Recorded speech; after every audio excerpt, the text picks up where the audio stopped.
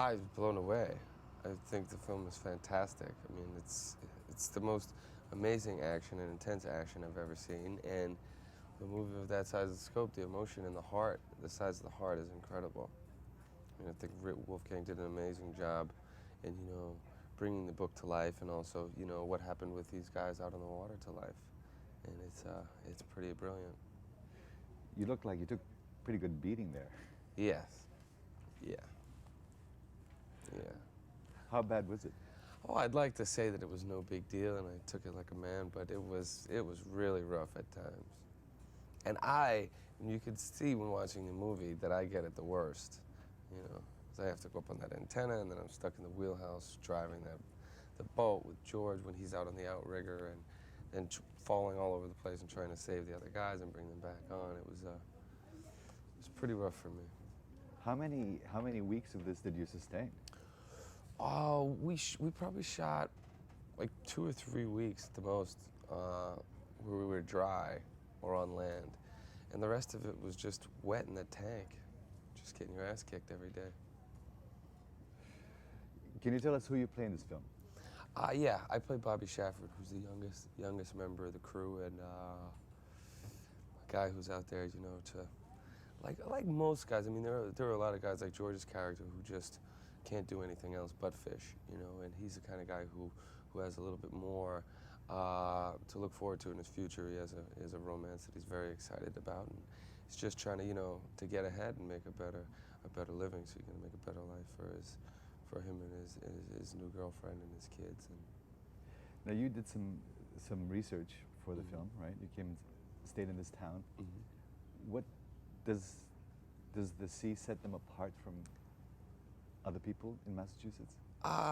Well, definitely. I mean, there are a lot of towns like this in and around Massachusetts, but this is the biggest and oldest fishing town, in this part of the country. Now, you're doing several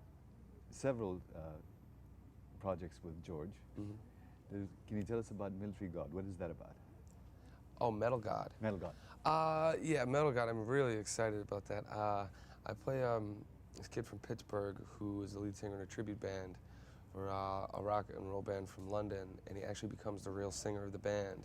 His dream comes true overnight, and he poses as this British rocker, and of course gets thrust into sex, drugs, and rock and roll. And the movie itself is really about him finding his own voice because he's pretending to be this other guy, and he still lives at home. He's almost 30 years old now, and it's about him kind of finding his own voice as a musician and as a person.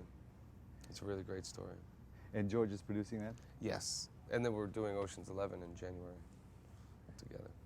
So you guys have become quite a team, huh? Yeah, I play on Team Clooney. It's not like, Wahlberg Clooney. It's like Clooney, and he's got his little sidekick.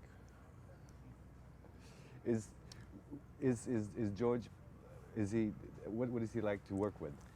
I mean, his approach to work is very similar to mine.